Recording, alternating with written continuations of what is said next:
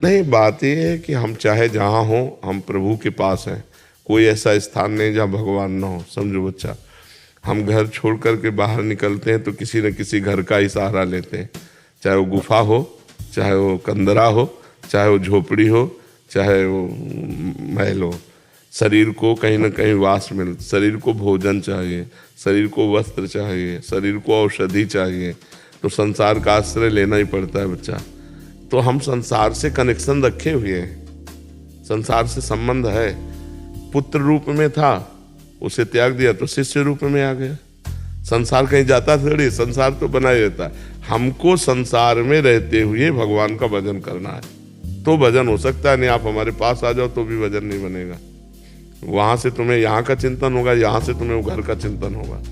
वहां हो तो वृंदावन का चिंतन हो रहा है, बढ़िया है। वहां से भगवत चिंतन हो रहा है, ये बढ़िया बात है। यहाँ से घर का चिंतन हो, ये घटिया बात है। तो नाम जप करो, माता पिता की सेवा करो और पढ़ लिख करके धन कमाओ, परिवार का पोषण करो, पूरी जिंदगी जो है परमार्थ में लगा दो, इसी से भगवत प्राप्ति होती है। ये थोड़ी कि घर बार छोड़ करके हम कहीं कोने में बैठ जाए तो परमात्मा चिंतन करके परमात्मा प्राप्ति कर लेंगे, ऐसा नहीं। सब संत महात्माओं को लगना पड़ता है संसार में। जो तुमने भजन किया, जो तुम ज्ञान प्राप्त किए, दूसरों को दो, फिर यहाँ से जाओ। क्योंकि भिक्षा पाई है, वस्त्र पाया है, शरीर का पोषण हुआ है, तो चलो टहल टहल करके सबको पुण्य अपने प्रदान करो, भजन प्रदान करो। देखो संत महात्मा नहीं करते ऐसा। महाराज जी घर में रहते हुए यहाँ से जैसे जो चिंतन यहाँ रहे बने, और ये कैसे महाराज? हमको तो यही लगता है कि अगर भजन करना है तो गृहस्थी में रह के बहुत बढ़िया भजन होता है। उसमें कोई जान नहीं पाता, और अब मेहनत करे, माता पिता की सेवा करे, परिवार की सेवा करे, राधा राधा जपे, कोई परेशानी थोड़ी। बाबा जी बनने के लिए बहुत बड़ा संघर्ष है बच्चा। ऐसे मान लो खाए पिए ऐसे घूमे, वो बात अलग है, लेकिन वो ईमानदारी से संत बनने के लिए पूरे जीवन की लड़ाई है, पूरे जीवन की लड़ाई। कहीं भी चूक हो गई तो गिर गया धम्म से, ऐसा समझो। 50 वर्ष ब्रह्मचारी रहा, 5 मिनट में विचार कर लिया, गया पूरे 50 वर्ष का ब्रह्मचर्य गया। अब आज कलयुग चल रहा है, इसमें ब्रह्मचर्य धारण करना, इसमें पवित्र जीवन रहना, समाज में रहते हुए भी समाज से असंग रहना। जैसे जल में कमल का फूल होता है ना, उसी में पैदा होता है, उसी में रहता है, लेकिन असंग रहता है। ऐसे संत महात्मा होते हैं। संत बनना बहुत कठिन है। हम तो कहेंगे कि घर में रह करके माता पिता परिवार की सेवा करते हुए भजन करो, बहुत अच्छा है। ये कलिकाल है, जैसे जैसे बढ़ता जा रहा है वैसे वैसे साधुता का पालन करना बहुत कठिन है। साधुता का भेष तो कोई बात नहीं, बना लेने में कोई देर नहीं लगती, लेकिन साधुता का पालन करना बहुत कठिन है। संतत्व का पालन करना, अपने गुरु परंपरागत आचरणों का पालन करना बहुत कठिन है। तो इसलिए घर गृहस्थी में रह के भजन करो। ऐश्वर्या जी मथुरा से। राधे राधे महाराज जी।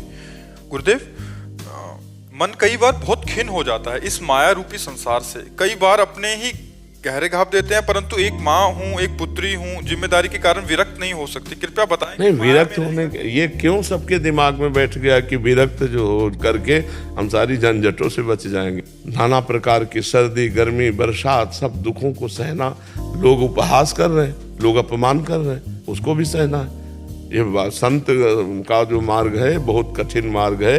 ये थोड़ी कि हम संत बन गए तो लोगों को ऐसा लगता है संत बनना बहुत कठिन बात है, बहुत कठिन।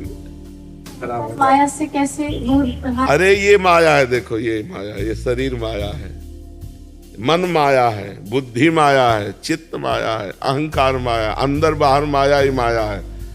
माया कोई गलत नहीं है। जब हम इसका गलत प्रयोग करते हैं तो गलत है। देखो हमारी वाणी है, इससे हम राम कृष्ण बोल रहे हैं या किसी को गाली दे दें तो गाली देना माया में फंसना, राम कृष्ण बोलना भक्ति में है।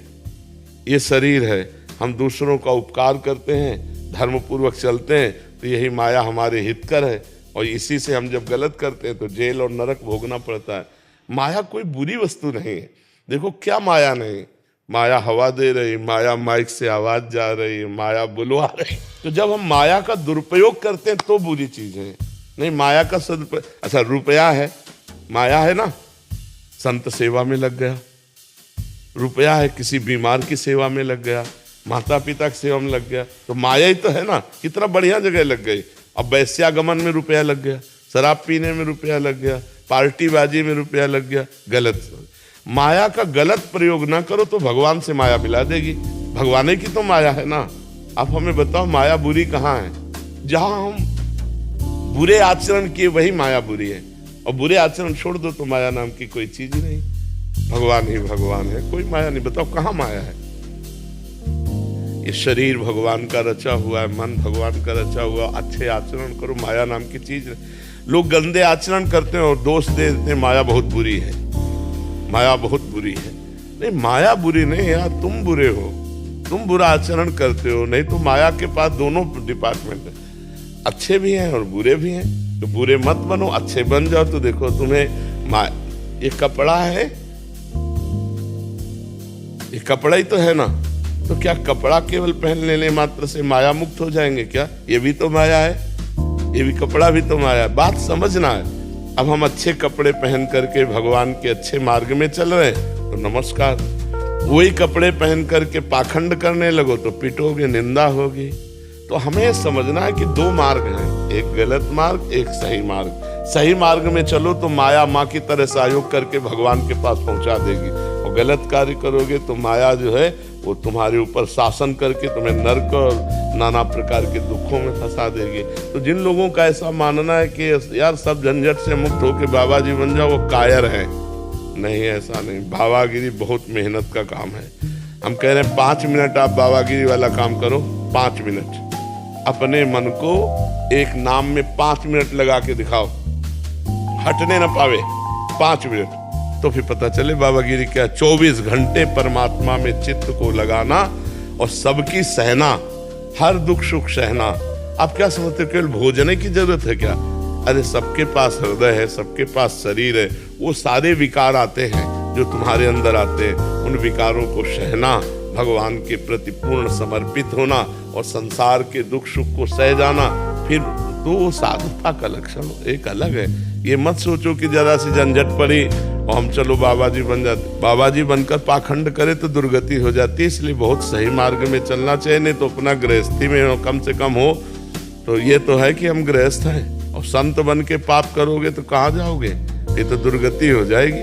इसलिए संत बनने की बाहरी मत सोचो, अंदर से संत बनो, अंदर से आचरण संतों के लाओ।